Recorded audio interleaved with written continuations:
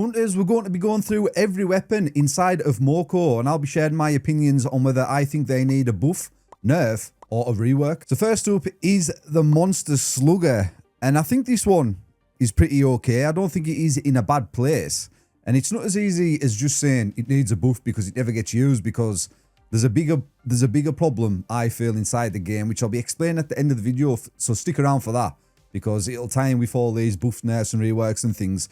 But the bigger problem isn't necessarily the weapons, in my opinion. But like I said, I'll explain that at the end of the video. So the Monster Slugger, I think, is pretty okay. Just for a bit of context, I took it into the cool zone, and I used it for 1 minute on a single target. And the damage output after 1 minute with the Monster Slugger was 93,000. And to put that in context, the speed shot gave me 95,000 damage after 1 minute.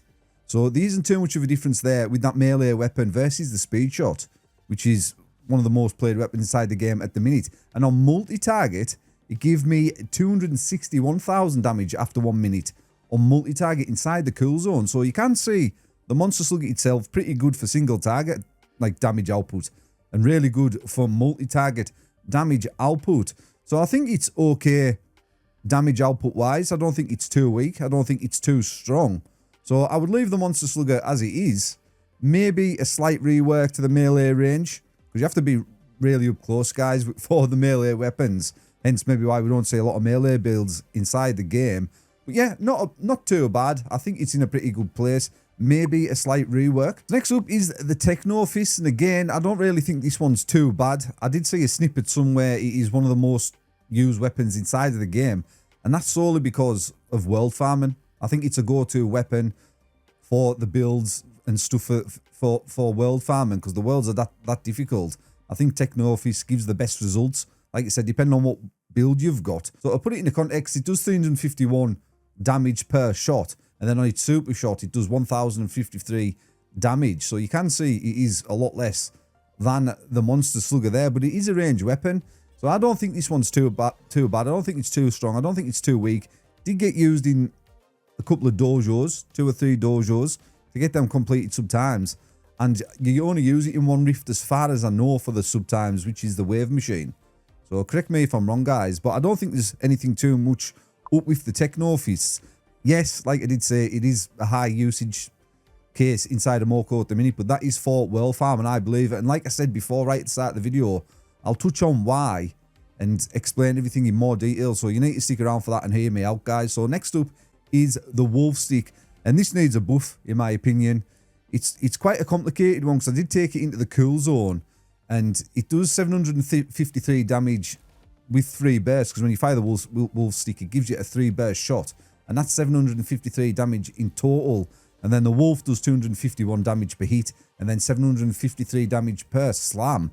But it's such a complicated one. But for me, the essence of the wolf stick is having the wolf there, and he dies way too quick. I took him into one of the higher worlds, spawned the wolf, and he was dead within seconds.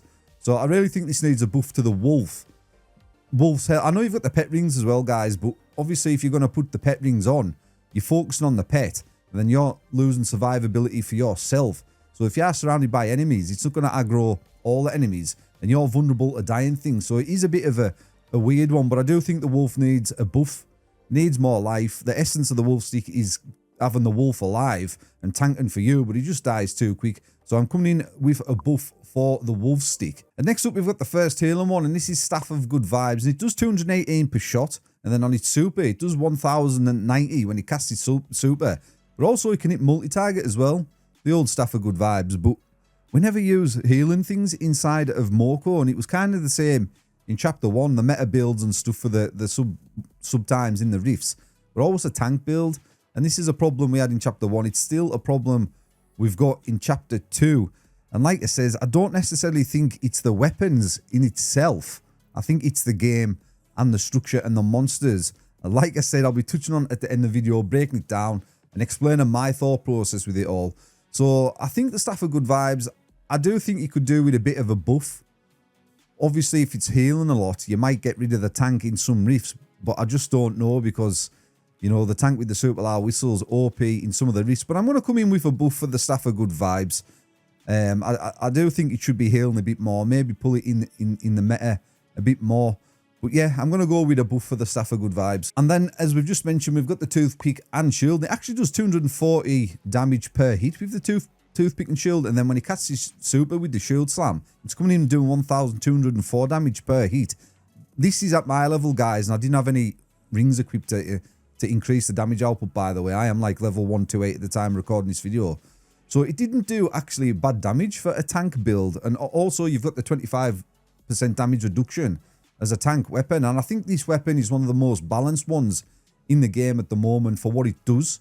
It is a tank weapon. I think it is pretty balanced for its job. So I'm going to come in and say the Toothpick and Shield's fine. I don't think it needs a nerf. I don't think it needs a buff. And I don't really think it needs much of a rework at this moment in time. And then we've got the portable portal, and this is actually quite weak on its own, because like in the test zone it was doing 113 damage per hit. Yes, it is multi-target. You want to be using it on multi-target because you can hit multiple targets with one shot. But it is a fan favourite. It is one of the weapons we use the most currently inside Moco Chapter 2. And it did receive a nerf coming into Chapter 2. I think the charge up time was longer for the gadget to proc in the 3rd slot. But I really think this one's fine as well. I don't really think this needs a nerf. I don't really think it needs a buff. And I don't think it needs a rework. I think it's a great weapon in its own regard. Does the job well, and obviously you've got multiple choice with the gadget you can use for it to proc inside that slot number 3. So I think this is a good weapon. I think it's pretty balanced, and I don't really think this weapon needs adjusting. And then we've got another interesting one coming up here, which is the CPU bomb. And honestly, in a test zone, this weapon's actually low key. It actually hits pretty hard.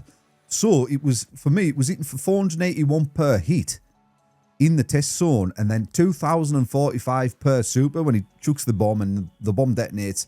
On a single target, it was hitting for 481 hit, 2,045 per super.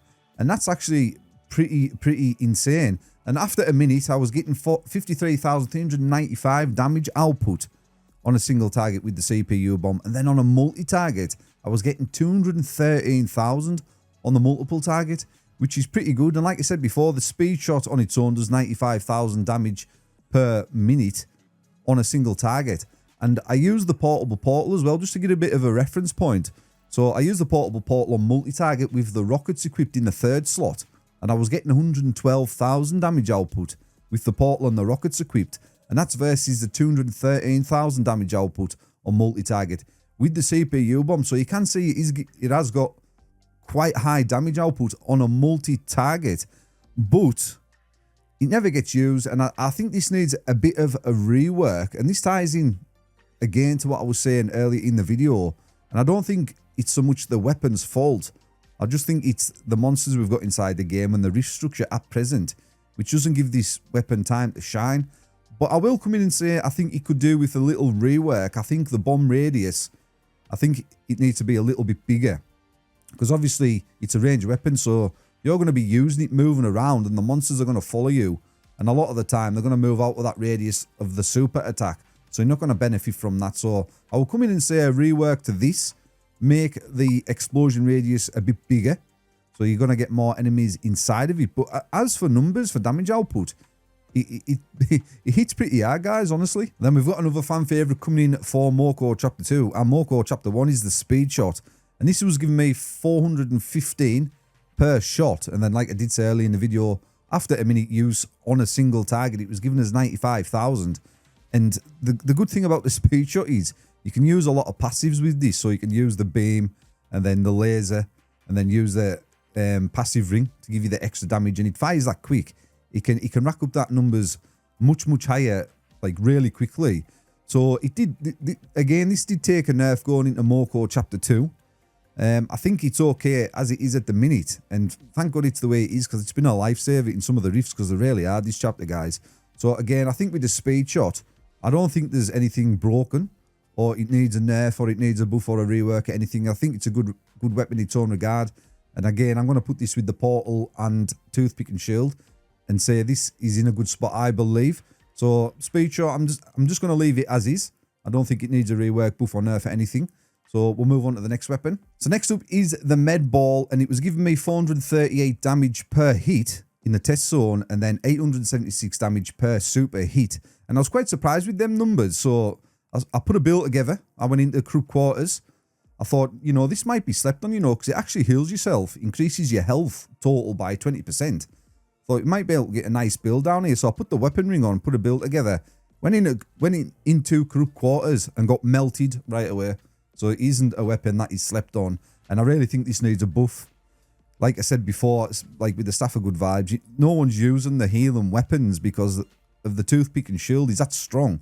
And then when you've got the healing rings on with the Toothpick and Shield, obviously you've got the splash heal and the healing mist and things, and it's just healing yourself that much and your teammates. Like, you don't need to use these healing weapons. So this sort of falls down to the game structure. Like I said before, it's not necessarily the weapon's fault.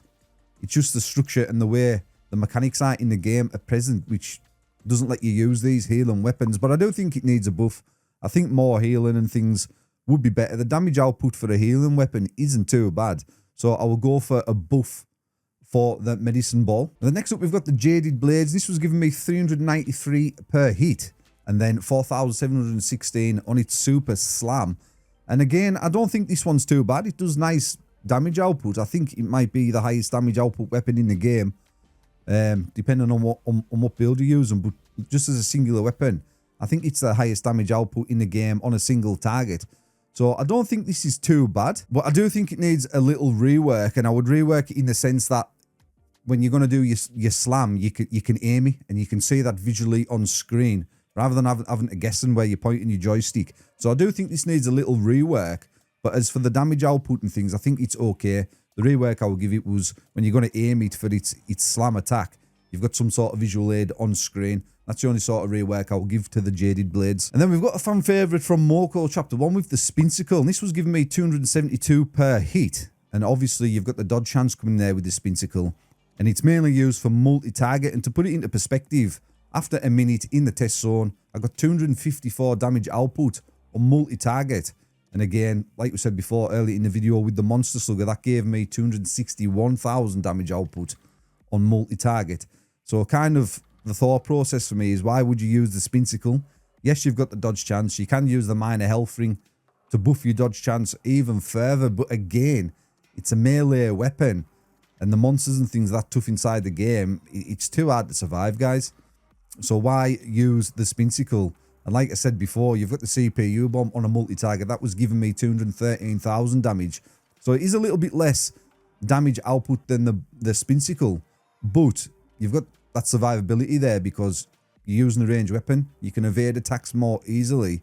So I do think this needs some sort of buff or some sort of rework currently inside the game, the way it is in Chapter 2.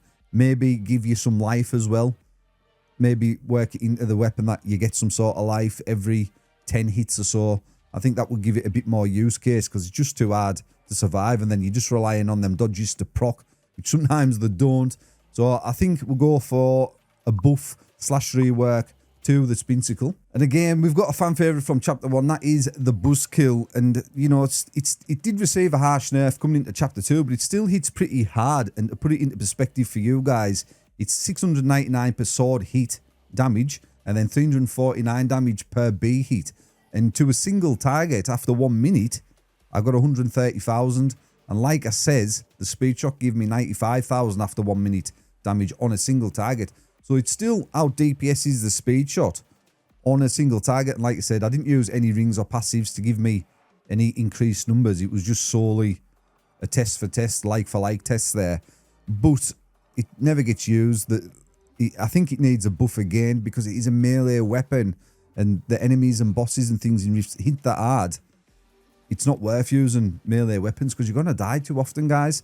But again, that isn't the weapon's fault. It's just the strength of the enemies. And like I said, I'm going to talk about this at the end of the video and see if you guys agree. But it did receive a harsh nerf. I would probably give it a bit of a buff.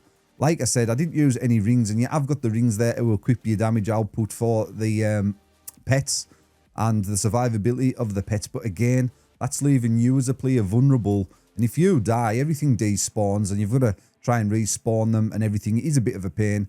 So I would say Buzzkill needs a buff. And then we're coming into the 3 new weapons. And first up, we've got the Hornbow. And this was giving me 459 per hit if they all hit. So you have to be super close for them to all hit your target on a single target.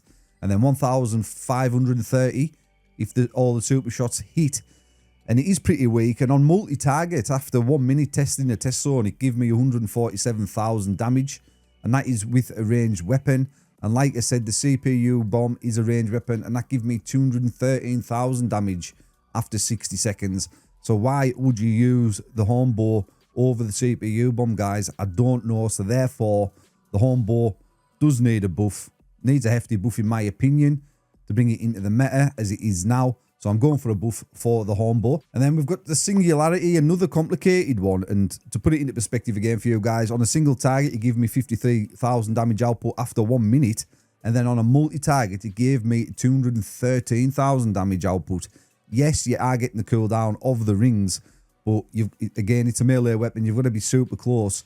So after 1 minute, you got 213,000 damage output, and the Spinsicle gave you 254,000 damage output.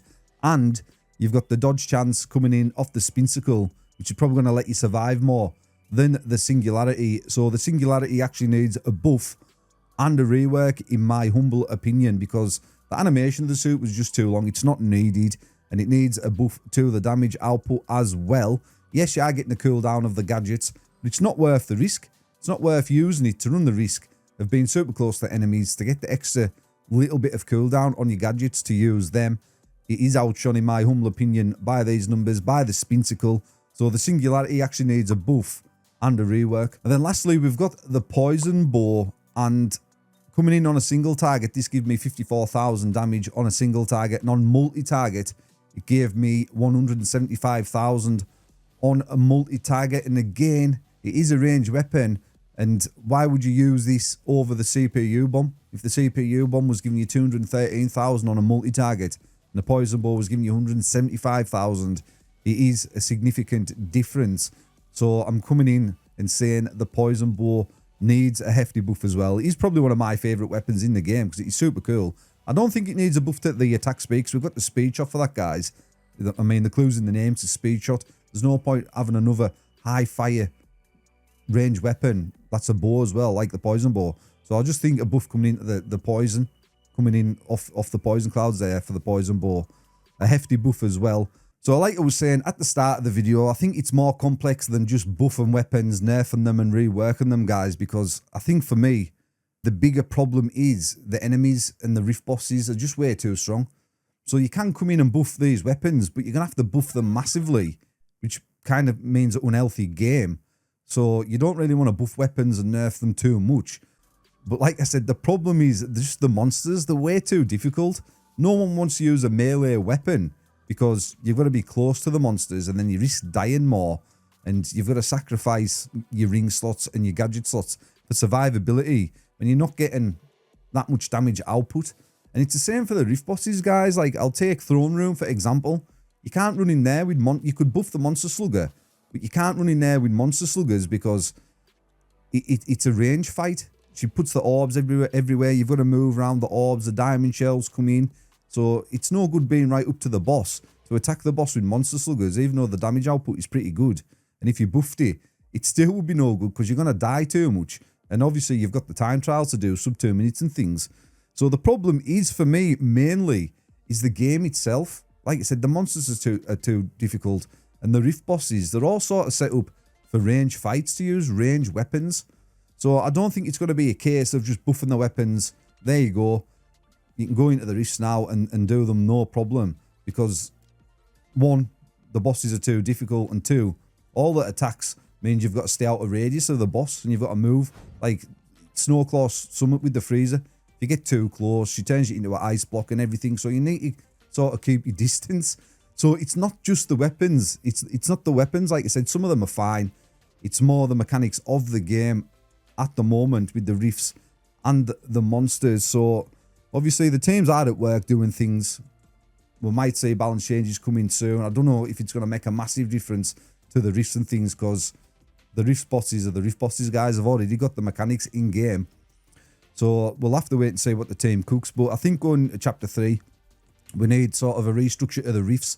I've suggested for the rifts to be gated. So you've got to clear one section before you can go into the next and so forth until you get to the boss. Because like I said before, earlier in this video, you don't use the healing weapons because people use the tank with the super loud whistle. They run right at the end of the rift The tank aggroes all the monsters with the super loud whistle and then just runs them back to the start. And then the 3 DPS run into the boss to fight them. I don't think that's how the rifts should be played. I think they should be, like, they're an awesome part of the game. I think they need to be gated and, you know, put a bit of work into them. And then, obviously, when you get changes to the bosses and rifts and things, then you can see a diverse selection of builds. That is my thoughts with the weapons and things, nerfs, buffs, reworks. But the main problem for me isn't just the weapons. Some of them are fine in their own regard. It's just the monsters and rift bosses are too difficult with their mechanics and things. So you guys let me know in the comment section down below what you guys think. We'll catch you hunters in the next video.